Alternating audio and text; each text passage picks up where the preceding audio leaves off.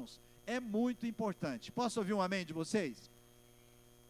Ok, pega a sua Bíblia, vamos abrir a palavra do nosso Deus, na primeira carta aos Coríntios, no capítulo 10, 1 aos Coríntios, capítulo 10, o nosso tema hoje é a graça para a plenitude. A graça, o que é a graça? É o favor de Deus, a graça de Deus para vivermos uma vida de plenitude. Então o tema é a graça para a plenitude. 1 Coríntios, primeira carta aos Coríntios, capítulo 10, versículo 26, 10, 26, esse versículo diz assim: porque do Senhor é a terra e a sua plenitude. Plenitude fala de totalidade, plenitude fala de algo inteiro. Então, toda a terra, toda a plenitude da terra, o planeta todo, é de Deus, é do Senhor. É isso que o apóstolo Paulo está dizendo aqui: do Senhor é a terra. Então toda a terra, todo o planeta Terra é do Senhor. Foi Deus que fez, todo o universo pertence ao Senhor. Mas esse versículo, ele está dentro de um contexto. O apóstolo Paulo está falando aqui sobre os limites da liberdade cristã. Quais são os limites da liberdade cristã? O que são os limites? Os limites são a nossa proteção. Os limites, quando nós ultrapassamos um limite, nós podemos ser penalizados ao fazermos isso. Então, limite significa proteção. Limite não é para nos barrar.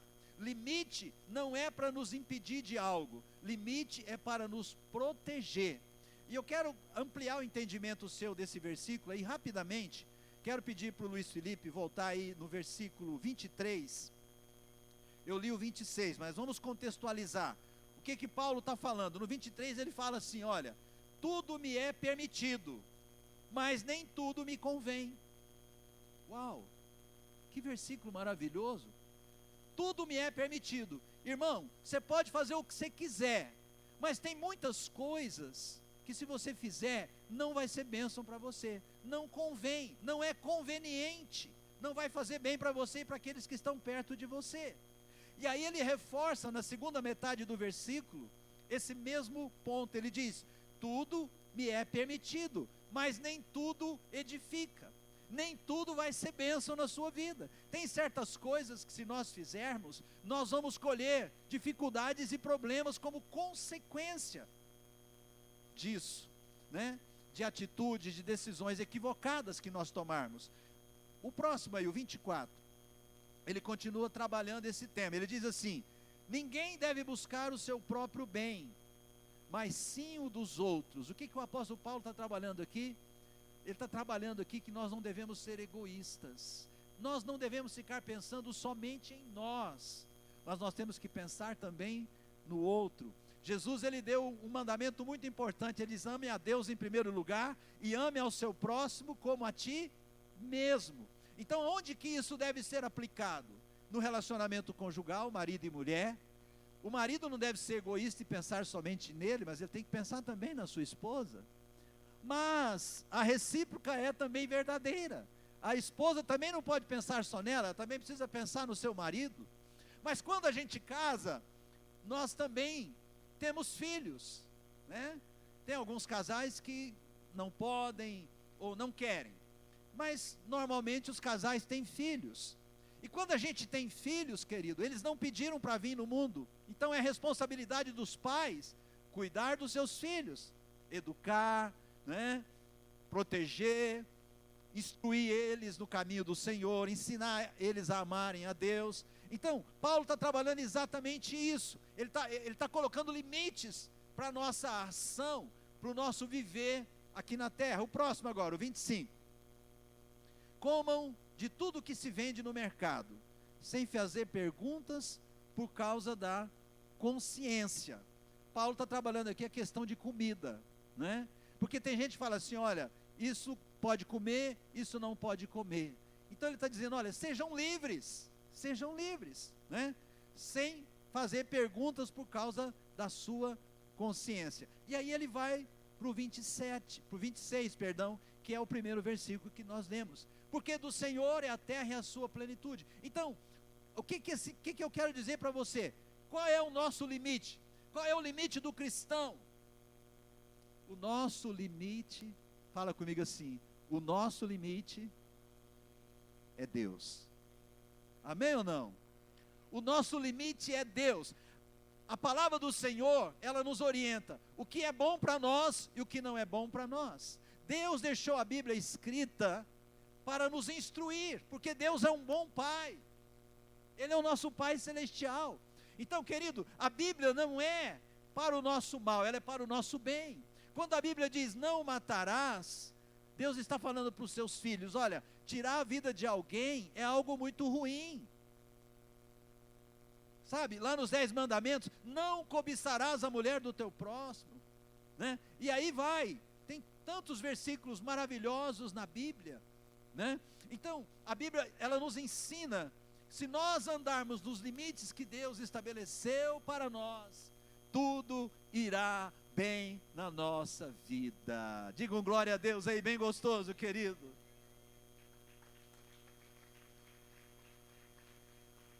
Agora não é só isso, tudo que Jesus fez é nosso direito, por meio da fé no nome do Senhor Jesus.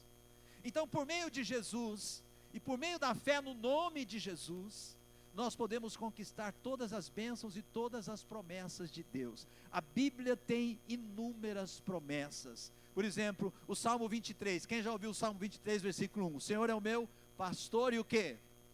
Nada me faltará. É uma promessa de Deus. Você sabia que na Bíblia tem mais de 365 promessas? A expressão, não temas, não temas. Quantos dias tem um ano? 365. A Bíblia tem mais de 365 expressões, versículos com a expressão não temas. Isso quer dizer que para cada dia do ano tem uma expressão de Deus, tem uma frase de Deus para você na Bíblia, tem uma promessa de Deus para você. Meu filho, minha filha, não temas. Você se alegra com isso? Então, tudo o que Deus fez é nosso. Esse planeta é nosso. Deus permitiu que nós nascêssemos neste planeta para vivermos uma vida de plenitude, de bênção e de vitória. O Salmo 24 é um salmo maravilhoso, e no versículo 1 o salmista diz algo fantástico, que fortalece o que o apóstolo Paulo diz. Salmo 24, 1 diz assim: ao Senhor pertence a terra, e tudo que nela se contém, o mundo e os que nele habitam. O mundo e os que nele habitam, glória a Deus. Ao Senhor pertence a terra pertence ao Senhor. O apóstolo Paulo falou isso, mas Davi também falou isso. O mundo e os que nele habitam, querendo ou não, todos os habitantes da terra pertencem a Deus. Irmão, querido, querida, você pertence a Deus, desde o seu nascimento, você é de Deus, e você nasceu neste mundo pela vontade de Deus, para cumprir um propósito de Deus, para viver uma vida de plenitude. Pode aplaudir forte. Agora, nós estamos falando que plenitude é ser completo. Plenitude é o oposto de necessidade ou falta. Há momentos na nossa vida que às vezes a gente passa necessidade. Quem já passou necessidade em algum momento na sua vida? As contas ficaram no vermelho. Quem já passou até mesmo assim, momento assim que você até para comer você teve dificuldade, você não tinha dinheiro, né? Às vezes, alguns estão levantando a mão, às vezes a gente passa momento de falta na vida. Sabe, queridos, pode acontecer com todos nós, mas a Bíblia nos promete a abundância. Plenitude é abundância. Jesus disse: eu vim para que tenham vida e vida em abundância. Quando nós andamos nos limites que Deus estabeleceu para nós, querido, mais cedo ou mais tarde, você vai viver a abundância de Deus na sua vida. A Bíblia diz assim, olha, agora há pouco a pastora Sheila veio aqui ministrar os dízimos e as ofertas. Sabe, quando Deus nos ensina na sua palavra que nós devemos trazer dízimos e ofertas no altar da sua casa, isso não é porque Deus está precisando do nosso dinheiro. Deus não precisa do nosso dinheiro, Deus é dono do ouro e da prata, tudo é dele. Nós lemos 2 passagens bíblicas dizendo que tudo pertence a Deus, a terra é dele, tudo é dele. Deus não precisa do nosso dinheiro, mas nós é que precisamos trazer o dízimo e trazer a oferta para sermos mais abençoados ainda, para desfrutarmos de toda a plenitude de Deus. Deus nos criou para viver na plenitude e não na escassez. Plenitude, sempre que você lembrar dessa palavra, plenitude de Deus, você vai lembrar que plenitude é o oposto de falta, plenitude é o oposto de escassez, plenitude é você ter saúde. Você tem saúde, querido? Se você tem saúde, você é pleno. Plenitude é você ter a sua renda, o seu salário. Talvez não é tudo que você queria, mas dá glória a Deus, e seja fiel no seu dízimo. A Bíblia diz: ser fiel no pouco, que no muito eu te colocarei. Sabe, às vezes eu percebo pessoas que elas estão ganhando um salário e elas não estão satisfeitas com aquilo que elas ganham, ou elas têm uma empresa e elas não estão satisfeitas com o seu faturamento, e elas estão o tempo todo murmurando e reclamando. Querido, reclamação e murmuração não traz bênção na nossa vida. Seja grato a Deus pelo que você tem, seja grato a Deus pelo seu ganho hoje, seja grato a Deus pela família que você tem. Pare de olhar para a família do outro. Eu passei uma época na minha adolescência, adolescência é uma época da vida da gente que a gente está perdido, né? A gente não é menino mais, a gente não é homem ainda, a gente está no meio do caminho. Uma hora a gente fala grosso, outra hora fala fino. Adolescente é assim, né? Aí uma hora a pessoa fala assim: não, você tem que ser homem, porque você já tem bigode, você já tem pelo aí. Você tem que, o pai e a mãe vêm e chamam a gente na responsabilidade, né? Outra hora que a gente faz uma coisa errada, ele fala assim: menino! Aí você fala assim: eu sou menino ou eu sou homem, afinal de contas? Né? Então, sabe que, por que eu estou falando isso? Jesus amado. Hã? Não é isso não, nem sei por que eu estou falando isso. Perdi.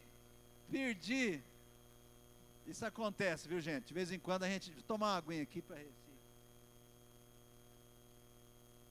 Jesus amado.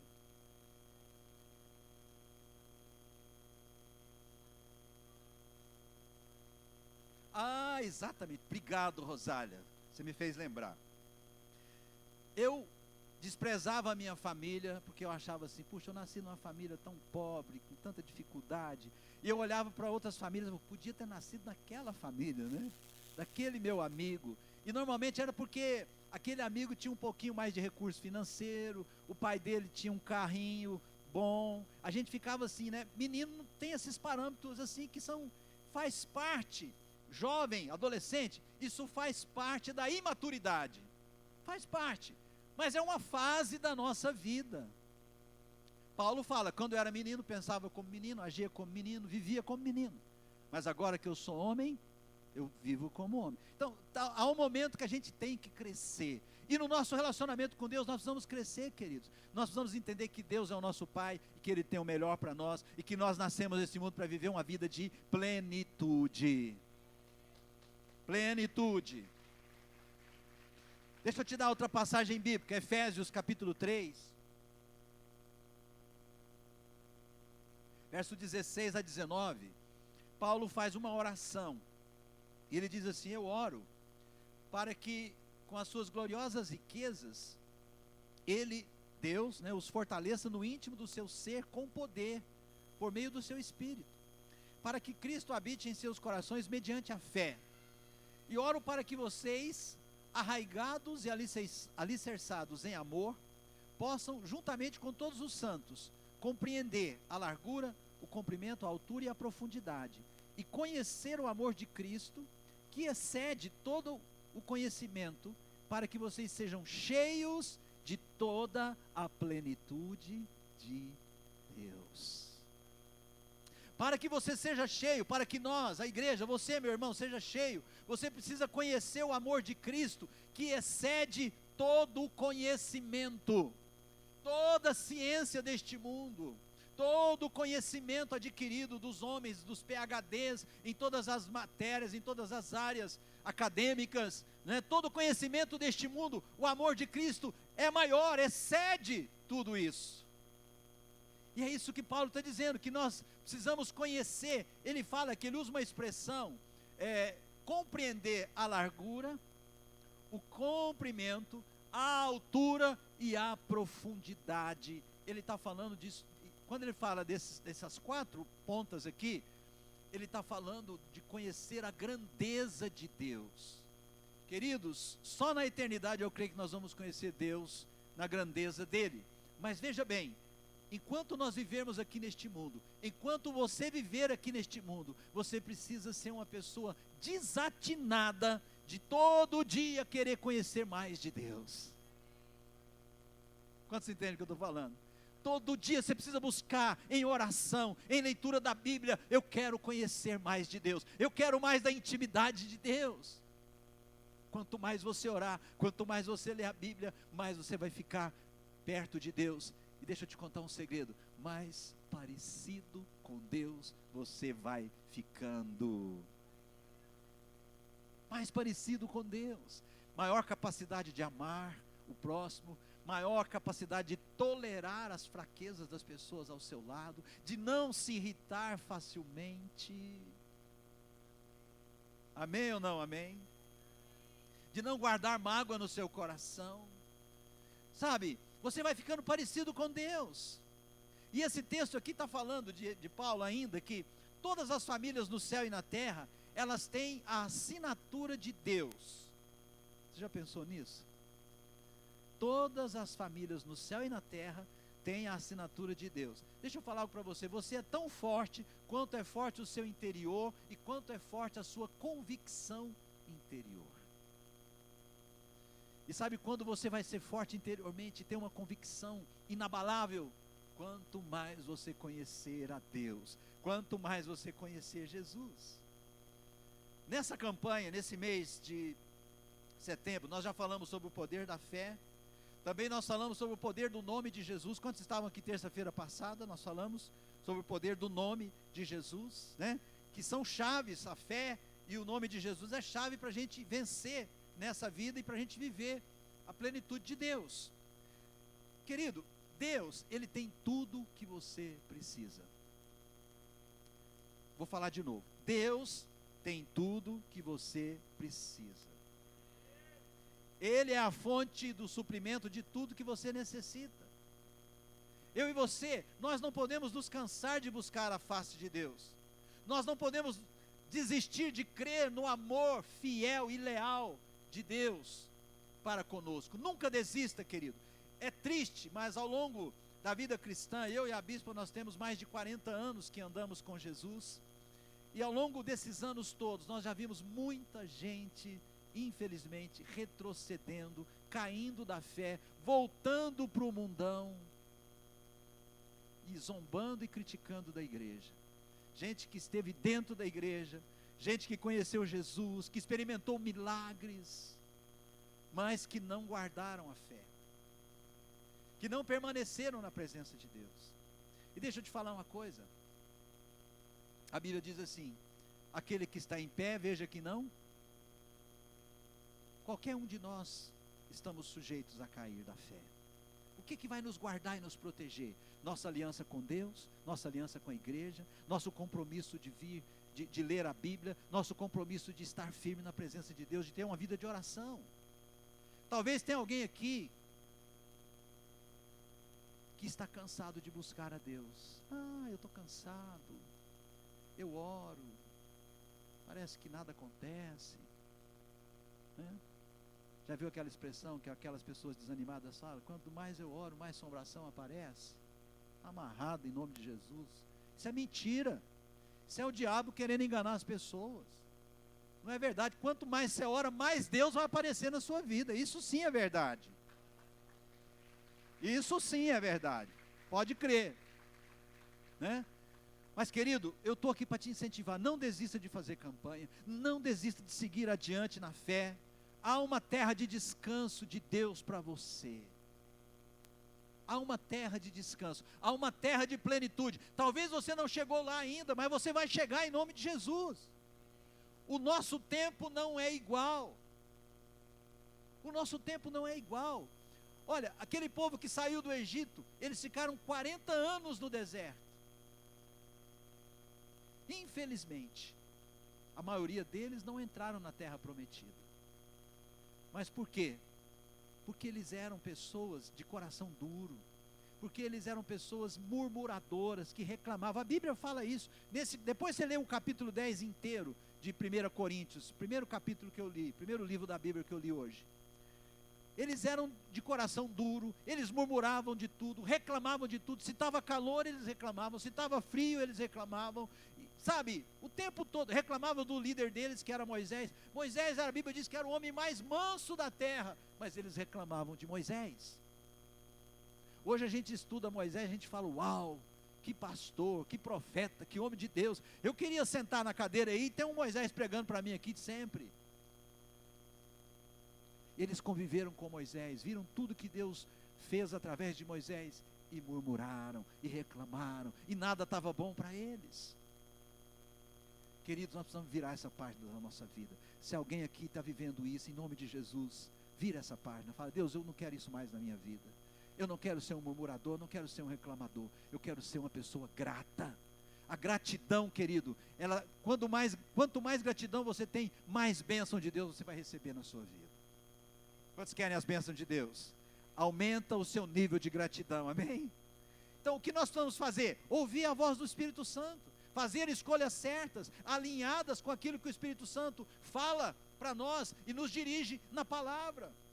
Limites de Deus. Eu volto lá para o primeiro versículo. Nós precisamos andar nos limites de Deus, propostos por Deus na sua santa palavra. Tudo na nossa vida muda quando nós ouvimos a voz de Deus. Você está passando uma crise no casamento, você está passando um problema financeiro, você está passando um problema ministerial, sua vida espiritual, está uma situação complicada, vai para o quarto, vai ouvir a voz de Deus, vai orar, vai jejuar. A hora que você ouvir a voz de Deus, tudo vai se abrir para você.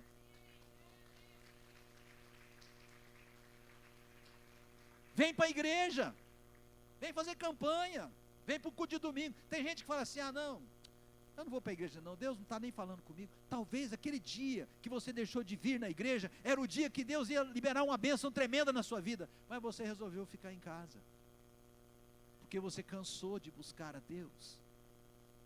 Não canse de buscar a Deus, amém, querido? Para encerrar, eu quero ler Hebreus capítulo 10, Hebreus 10, 35 ao 38, e a gente vai encerrar aqui.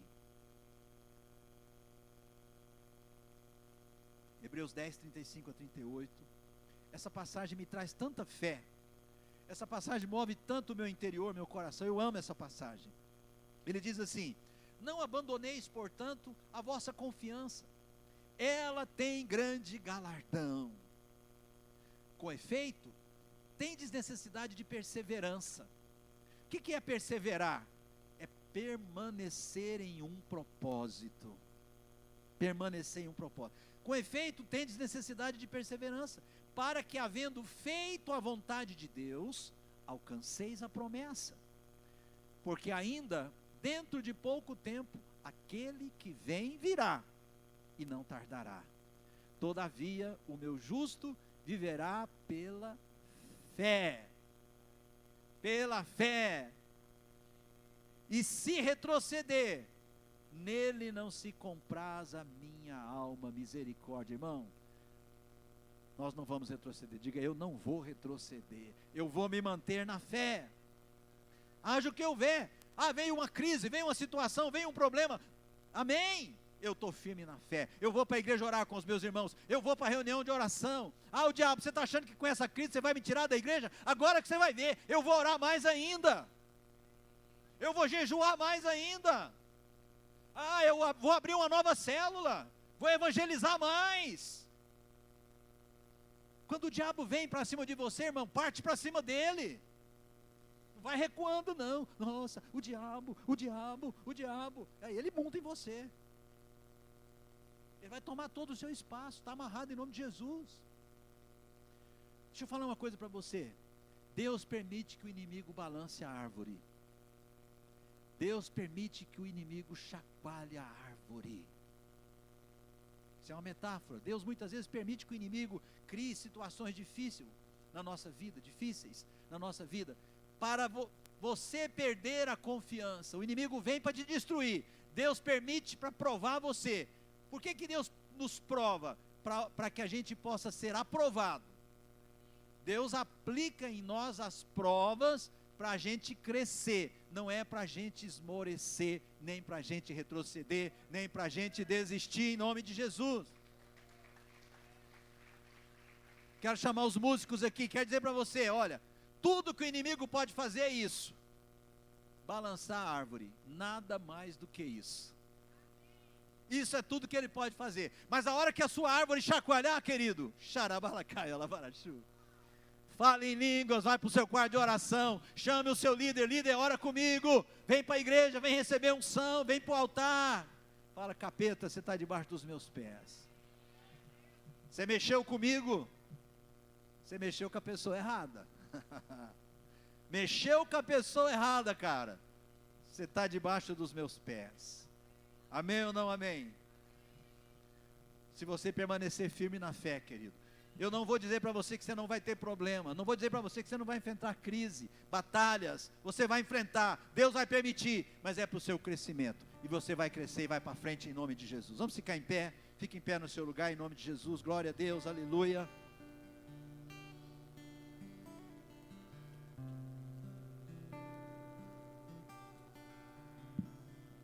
Eu quero, todo culto de campanha nós ungimos a igreja. Você que está fazendo a campanha das 7 semanas, hoje é a 4ª semana. Você que veio nas 3 anteriores e nessa, você que veio das 4, né, que nós estamos completando hoje, você veio em 3, vem para o altar. Você que veio em 2, você que talvez está começando hoje também, pega seus alvos, vem para o altar. E nós queremos ungir você, nós vamos te ungir para selar a vitória de Jesus na tua vida. Vem receber a unção de Deus. Quero chamar nossos pastores, quero chamar nossos líderes, e nós vamos te ungir em nome de Jesus, para te fortalecer, para você viver nos limites da graça de Deus, para você viver o melhor de Deus, para você experimentar o melhor de Deus, para você ir além na sua fé. Talvez você, na sua vida cristã, querido, talvez você está vivendo um momento de marasmo, um momento de estar parado no mesmo lugar, e Deus está dizendo para você hoje, meu filho, você já está nesse lugar há muito tempo, você já devia estar mais na frente. Deus está dizendo para você, marche porque eu tenho mais para você. Abra os seus olhos espirituais, porque eu tenho mais para a sua vida. Fecha os seus olhos, fala, Deus, eu quero uma unção nova hoje. Deus, quebra toda resistência na minha vida, seja emocional, seja espiritual, em qualquer área da minha vida, Senhor. Deus, em nome de Jesus, essa unção hoje, Senhor, seja uma unção para liberar o teu povo, para viver em plenitude, Senhor, para viver na graça de Deus. Oh Espírito Santo, em nome de Jesus, no ministério, no chamado de Deus, aquele que um dia liderou uma célula e fechou, meu Deus, que possa hoje tomar a decisão de reabrir a sua célula, de ir adiante, Senhor, de não ficar parado neste lugar, em nome de Jesus. Nós temos uma cidade para evangelizar, nós temos o mundo inteiro para discipular, e nós não vamos ficar parados, em nome de Jesus.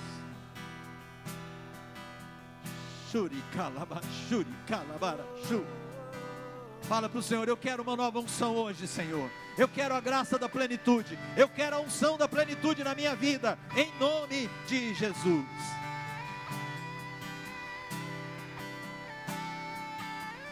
Ele me ajuda, sei que falta muito para eu chegar. Ele me ajuda quando faltam forças pro meu caminhar. Ele não desiste porque ele não é homem pra mentir, e não se arrepende pois não é filho do homem como eu. Ele me ajuda, sei que falta muito para eu chegar. Ele me ajuda quando faltam forças pro meu caminhar. Ele não desiste porque ele não é homem pra mentir, e não se arrepende, me entende, além da vida aparente. Ele é o meu pastor e nada faltará.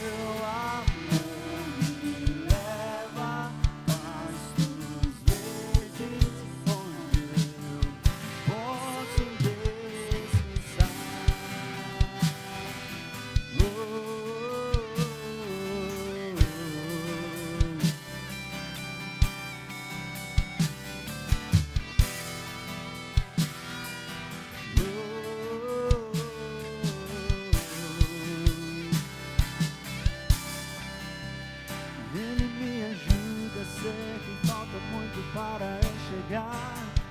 Ele me ajuda quando faltam forças pro meu caminhar. Ele não desiste porque ele não é homem pra mentir, e não se arrepende, pois não é filho do homem como eu. Ele me ajuda, sei que falta muito para eu chegar. Ele me ajuda quando faltam forças pro meu caminhar. Ele não desiste porque ele não é homem pra mentir, e não se arrepende, me entende, além da vida aparente. Ele é o meu pastor e nada faltará. Ele é o meu pastor e nada faltará.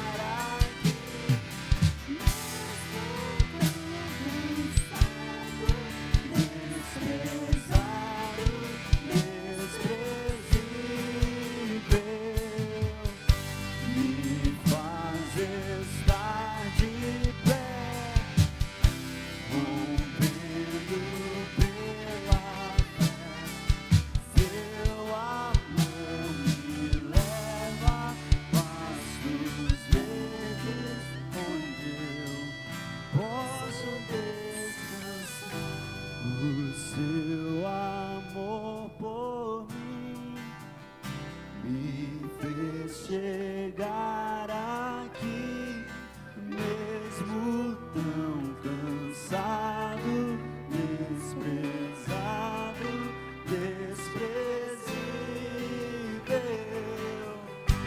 me faz estar de pé, rompendo pela fé. Seu amor me leva a pastos verdes, onde eu posso descansar.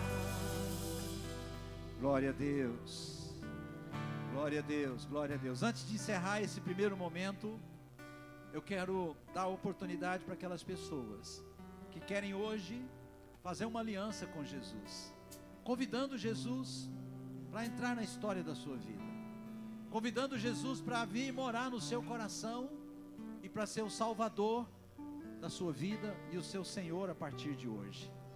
Você que reconhece que precisa do Senhor, que precisa do amor de Deus, que precisa de Jesus na sua vida, você que reconhece que precisa da salvação do Senhor, eu quero que você ore comigo. Eu quero que toda a igreja possa orar também, nos ajudando. Feche os olhos, toda a igreja, e você que quer fazer essa aliança com Deus, e ore comigo, diga assim: Senhor Jesus, a tua palavra diz que o Senhor deu a vida por mim, o Senhor me amou tanto, que se entregou em meu favor, morrendo na cruz, e hoje eu te recebo como meu Senhor e como meu Salvador. Eu te entrego a minha vida. Senhor Jesus, eu te convido, entra no meu coração, seja o Senhor e o Salvador da minha vida. Perdoa os meus pecados, vem morar, habitar no meu coração, em nome de Jesus. Amém, amém. Só um minuto. Quem fez essa oração pela primeira vez, convidando Jesus para ser o Senhor e o Salvador da sua vida? Levante a sua mão onde você estiver. Eu quero te ver, quero me alegrar com você. Amém? Glória a Deus. Alguém mais? Alguém mais? Levante a mão, não precisa ter vergonha. Se alguém mais fez essa oração, eu quero te abençoar, quero me alegrar com você. Tem mais alguém que fez? Se tiver mais alguém, a gente quer se alegrar com você. Tem? Eu vou insistir. Tem mais alguém que orou, convidando Jesus para ser o Salvador e o Senhor da sua vida? Não tenha vergonha. Não tenha vergonha. Levante a sua mão onde você está, nós queremos nos alegrar com você. Tem? Ok. Eu vou entender que não tem mais ninguém. Eu quero orar com você. Queria te convidar a vir aqui, por gentileza.